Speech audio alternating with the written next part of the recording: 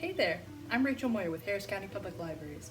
I'm the YA librarian at the Evelyn Metter branch, and today I'm going to be showing you how to make cold porcelain, which is a very durable, very smooth clay you can make at home with ingredients you probably already have. Let's take a look at those ingredients. To make our cold porcelain, you're going to need 1/2 cup of PVA glue, 1/2 cup of cornstarch, 1 tablespoon of baby or olive oil, 1 tablespoon of vinegar, lemon, or lime juice, and a few tools: a microwavable bowl, a microwave, cling film, and either body or hand lotion. First, let's check to see if our bowl is microwavable. If you flip it underneath, many bowls will have symbols. If it has one that looks like a microwave on it, that's like wavy lines, and it doesn't have an X through it, that bowl will be microwavable.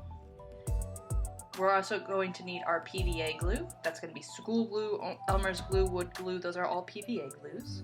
We'll need the same amount of cornstarch as we have of the glue. We'll need an oil. I'm using baby oil, but you can use olive oil or mineral oil. And we're going to need our acid. I'm using vinegar. You can use lemon or lime juice. That's going to prevent your clay from molding. Now we're going to want to mix these all up together really well, and then we're going to microwave them for 15-second increments. After each 15-second increment, you want to take it out and give it another good stir, get all the lumps out. I can't tell you how many times you're going to have to do this for sure. It's going to depend on your microwave, but for me, I had to do it 4 times, so a minute total in the microwave. You'll know your clay is done because it'll be really lumpy and sticky. Now what we'll do is we will take our cling wrap and our lotion. We'll spread the cling wrap out and put lotion on both that wrap and our hands. And this will prevent the clay from sticking to these surfaces while we knead. Once the clay is safe to touch, we'll take that and we'll knead it until it's fully cool. It's going to turn into a very smooth dough. At first it will be sticky, don't worry about that, it will smooth out and stop being sticky. After we're done with this, we will put a little bit more lotion on the outside of the dough ball and on the cling film, wrap it up, and then store it in an airtight container. It's going to need to stay in this container for 24 hours so that all the moisture is absorbed, because if it is not, it will crack more easily. This clay does not mix well with water, so be sure not to use water to try and smooth it when you are sculpting.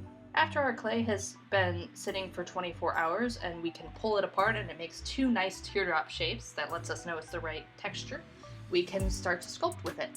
It is pretty translucent, so if you want something to be white and opaque, you do need to add some colorant to it. And if you want it to be any other color and you don't want to paint it, you'll have to add colorant to it. Adding colorant is easy. I'm going to just use some acrylic paint. You could use makeup powder, gel, food coloring, anything like that. You do want to avoid using regular liquid food coloring because that much water added to the clay will cause it to crack. Now you just add whatever colorant you're going to use to the clay and then knead it until the color is even throughout, and then you can sculpt with it. A tip for sculpting with this clay: it does dry from the outside in, and it also tends to shrink when it dries, so you want it to not be too thick. If you're planning on making something very big or very thick, make an armature or an inside structure out of something like aluminum foil and then put the clay on the outside. This will prevent cracks and make it dry faster.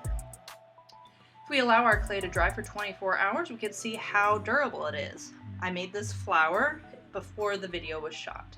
You can see from me knocking it against the desk, it is very strong, which is great because I have a cat. However, I didn't actually make the joints between the 2 colors very strong, so when I dropped it, the petal broke off.